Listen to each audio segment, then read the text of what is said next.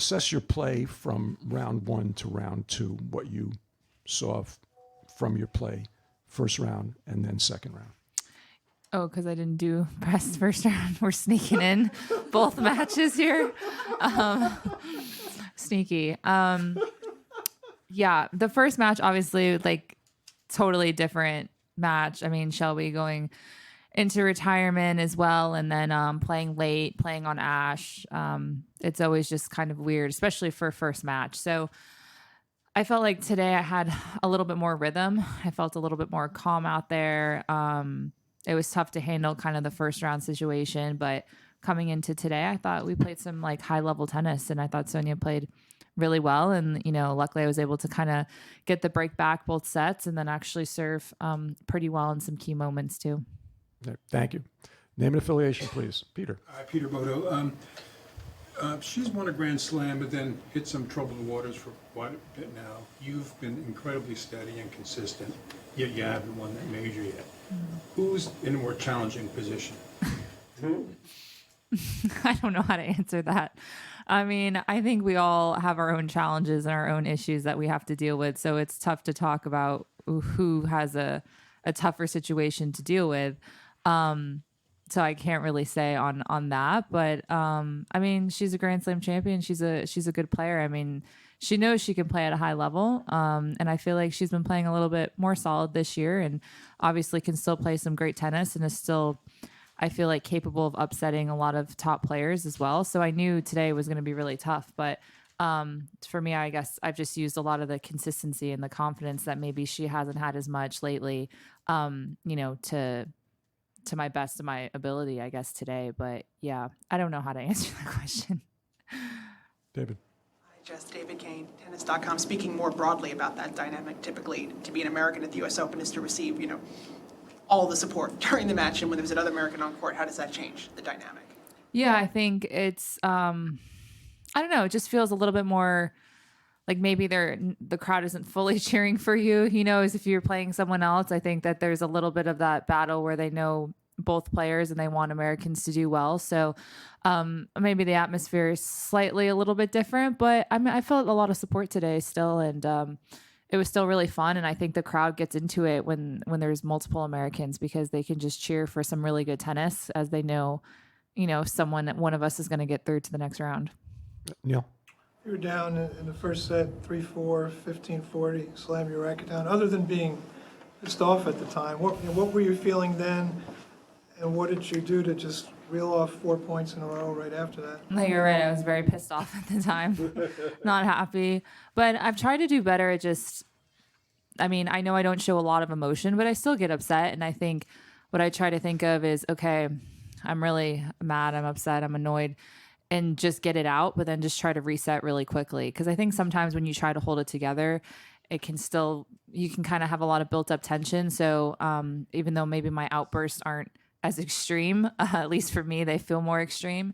So I like to just kind of get it out of my system, and then it's like, okay, right back. Like it's on to the next point. So I think as long as I can do that, sometimes it's good to show a little bit of emotion. And I knew that was a big moment. And I knew that if I could get out of that game, obviously it shifted the entire first set. So I'm glad I was able to kind of just move on and play the next point as it was and get out of that game. But, you know, it's moments like that can really change the set and change a match.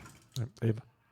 Ava Wells, Washington Post. Just, we've been asking players about Caroline Garcia, what she posted on social, on the cyberbullying and everything like that. And I'm wondering what she mentioned, kind of squaring the fact that the tours have partnerships with a lot of online sports betting, and then there's also kind of the ITF and a lot of tournaments using the AI, like anti-cyberbullying things.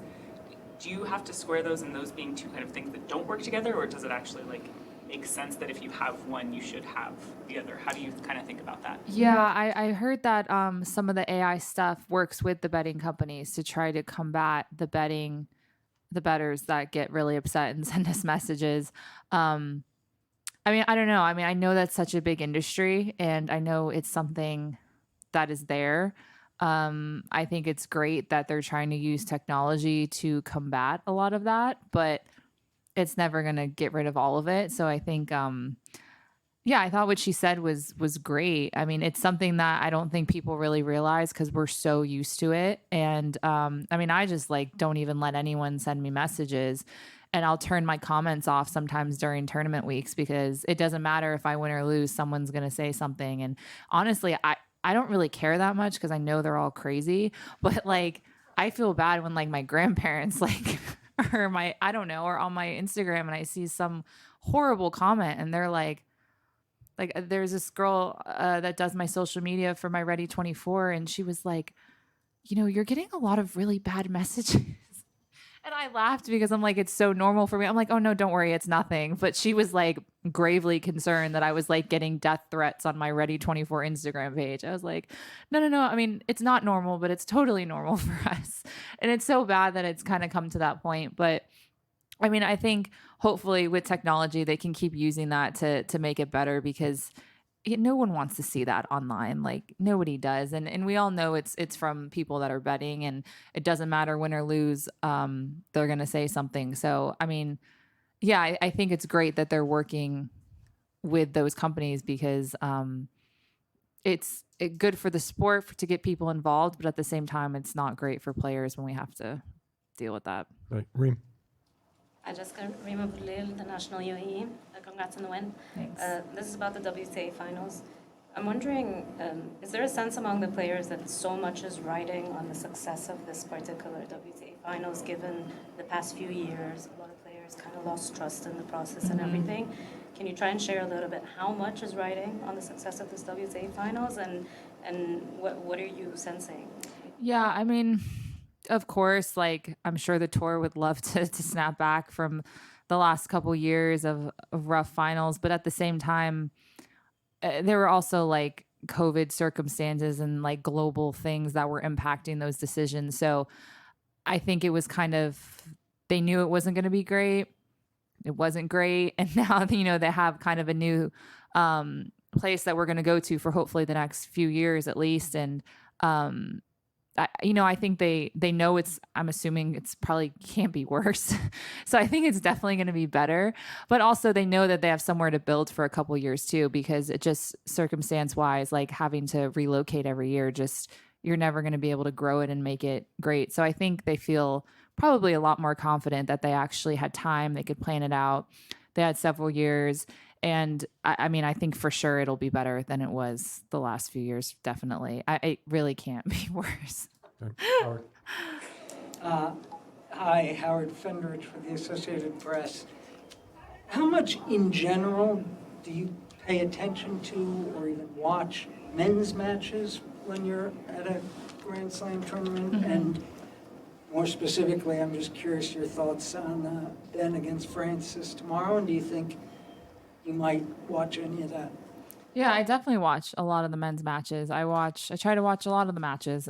It's nice going back to the hotel. It's all on TV. It's exciting. It's, on ESPN. I can pull it up and see it on my phone. But yeah, I definitely watch a lot of the men's matches. I was watching Taylor and Berrettini last night.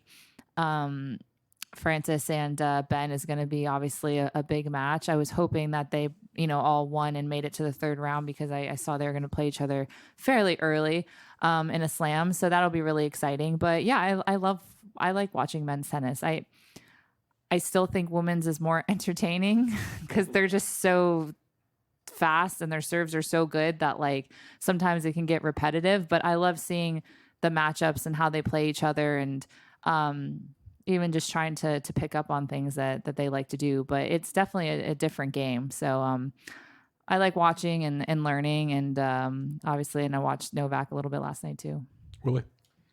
You spoke a moment ago about the online abuse and gambling. What sort of commentary do you think it is on the state of affairs that you kind of matter-of-factly refer to death threats? Yeah, right? Like, I mean, I don't know. It's crazy that how it's become so normal, and just to that sense, like, yeah, it's not good, and it's like we know it all happens, but just, yeah, for Caroline to kind of call it out, especially after a loss, it's just, yeah, it's unfortunate. Like, I don't know. It's just, it shouldn't happen, I guess. I don't know what else to say. It sucks.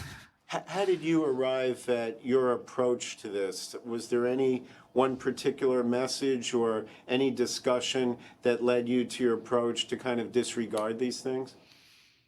There's just so many of them. So I literally just like, I don't think anyone can send me, I will block my comments so people that only I follow can comment back, like during tournament weeks. And then I don't allow any direct messages from anybody, just to kind of limit all of that. And then, but you know, if you're collaborating with someone, they can still comment on stuff you've been tagged in. So I still see comments and they suck. I mean, you try and block and report the ones that are really bad, but like, I don't really know whatever gets done about those. People just make new accounts. I mean, some of them are like, I think like brand new accounts. Like I think they literally just make an account to just say something because they'll have like no followers, no pic, like nothing. Yeah. So it's bizarre. It's definitely worse on, than on Instagram than I would say like Twitter, X or whatever it's called now. But yeah, I don't know. It's unfortunate that, yeah, you have to see like threats against you over stupid betting. Court. It's been a few months now, obviously, since you started work with Mark and Mark. But now that kind of your game has settled into, I assume, a place that you're pretty happy with, wondering if you could kind of talk about how that collaboration has kind of played out over the last few months. What's the dynamic there? How have you guys found a working way for the three of you to kind of operate? Yeah. Well, Mark Merklin has been traveling a little bit more, and then Mark Knowles has been there. He was there for Wimbledon and Cincinnati, and he's here. Doesn't travel quite as much. But yeah, I feel like we've found a good groove where like I know how to communicate with them. They know how to communicate with me. Everyone kind of knows what they're there for, I guess. And so it's been nice to kind of fall into that and get into a nice rhythm. Obviously it helps that I've been able to win some matches and put together some good weeks. So we've kind of just stuck with what's been working. But it's nice that we kind of found that groove a little bit because I love hearing different voices and having different personalities to work with. I think it makes it more exciting and a little less mundane. But at the same time, it's more than one person. So I think you do have to figure out a way to balance it. But it's been nice that, you know, since the grass, really, we've kind of found a nice groove on what each person kind of likes to talk about, what they like. And yeah, I think it's worked really, really well. So hopefully we can just keep that going. But I would say Knowlesy does a little bit more like strategy and stuff like that. And then I'm a little bit more hands-on with Merklin just because I've been with him a little bit more. All right, we have time for a couple more. Lady in the back. Alice Brown, USOpen.org. Ashlyn Kruger knocked out Mira Andreeva this morning, and she's mentioned you're a bit of a mentor to her. What do you think of her rise in New York? Yeah, so nice to see her get through that first round. I was watching. I know it was probably pretty nerve-wracking for her. I guess her first main draw win, which I didn't realize, but and then seeing her play well today, I knew she had a good chance, and she has a big game. And so I feel like when she's clicking, I mean, she can be a really big threat. She's tall, good serve, power game. Kind of reminds me of like a raw, young Rybakina a little bit. She's a big hitter, so I think it's nice to see her find some confidence and kind of, you know, power through that match today as well. I was watching a little bit of the end before I went out, but yeah, she's a really sweet girl. And I used to work with her coach, Michael. So we've practiced quite a bit, and I've played her actually a lot this year. So it's been nice. I mean, I think it's nice to be a little bit of a mentor and just let her know, like, I'm here to talk if she ever wants to talk. But I remember when I was younger, just if a top player ever said something to me, I felt like gave you a lot of confidence and gave you kind of a boost. So I try to do my best, you know, to play that part now that I've gotten older. Tamani. Tamani Guy from The Guardian. I'm writing a piece about practice, and I'm in your experience of playing practice matches and calling your own lines against other players. Have you ever experienced cheating? Like, have you ever been hooked? Oh, yeah, for sure. Yeah, I won't name names, but definitely there's some close calls. It's actually hard when girls, well, sometimes it's even worse when it's like girls don't want to call anything, because then it's just awkward and you're like, was it in, was it out? And they're kind of like, well, I don't know. And you're like, do I take the point? Do you want me to take the point? And then it gets very indecisive. And then I feel like sometimes the coaches are like literally making the calls because some of the girls just like won't call anything and or don't really know what to call. So like you look at the coach and they're just like in or, you know, out or in or whatever it is, because that can also be even worse. But I've definitely gotten hooked in practice for sure. Okay. On another note, you were out practicing, right, after this night? Yeah, I did. I went and hit some returns. Yeah, why did you feel the need to do that, and how often do you do that? I don't do it that often sometimes, but yeah, I just felt like I wasn't returning that great. So I just went out and hit a couple more returns. I mean, I have a day off tomorrow, so we had some time and the court was open, but I don't always do it. Usually it's maybe serves or something, but usually it has to be something very specific for me to just go out there. It's never really just to hit. It's usually like a specific thing I'm working on. All right, 3 quick follow-ups. Peter, Neil, Reem. Peter. We saw the other night that you can be quite emotional. Do you ever envy people who are able to just blow a gasket on the court and go about their business? To like, yeah. And just let it all hang out, kind of? Or I can't believe I cried more than Shelby. That's like, she was like, what? I was like, yeah, I don't know. I'm so sorry. We flipped roles last night, or the other night. But am I envious of people being able to? who can actually let it all hang out like that and who express their emotions? Yeah, like even if I think I am and I see like a clip, I'm like, that doesn't even look like anything. And people don't even notice it because it looks like normal. I don't know if I'm jealous. I think a lot of people usually tell me that they're jealous with how like even keel I can be during a match. So yeah, I mean, I think I might be more entertaining and maybe it would be more fun if I could be like a Ben or even a Coco or a TFO, but I just can. And sometimes too, even when I do get really fired up, for me, it like makes me like tired and I'm like exhausted. I'm like, this is exhausting because I'm having to like exert so much emotion that that's not how I am. So I just try to stay in my little personality bubble, I guess. Neil. Neil Best from Newsday. Sorry, I forgot to say that the first Thank time. you. You talked earlier about the support you feel partly as an American, but do you, as you've been around longer now and the fans have gotten to know you more or maybe rooting for that deep run, do you feel it more now than you did 2, 3, 4 years ago? Probably. I think maybe I've been able to be more of a consistent name the last couple years. So I definitely feel like there's more of like stable support probably this past year or even last year than at the beginning when I was still doing well, but maybe not as familiar. So yeah, I think because I've been, pretty stable the last few years that I do feel like there's maybe a little bit more support this year. Which is nice. I mean, it's cool to know that people actually have followed me for years, which is really nice. Final question. Just tennis recently has kind of re-entered pop culture in a different way, whether it's because it's in movies and all the big designers have tennis lines. There's a whole tennis girl summer. I don't know these words, but you know what I mean. Yeah, I know what you mean.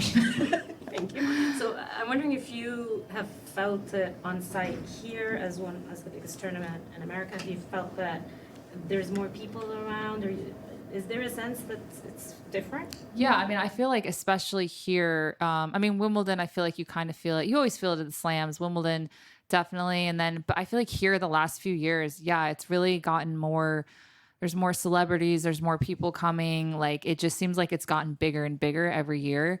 I think maybe after COVID and once they kind of got through like maybe the year or two after, it seems like since then it's been like blowing up. And I mean, it's nice to see. It's nice to see the sport growing. Hopefully it'll grow more than just this slam and you start seeing it, more around in other ways. But it's been, I think really fun. I like going on, the social sites and seeing all the content that they post or the TikToks or like the funny videos with, who is here, the celeb that loves the dodgeball, Ben Stiller. Yeah, like seeing all those videos and how he's like a crazy tennis fan.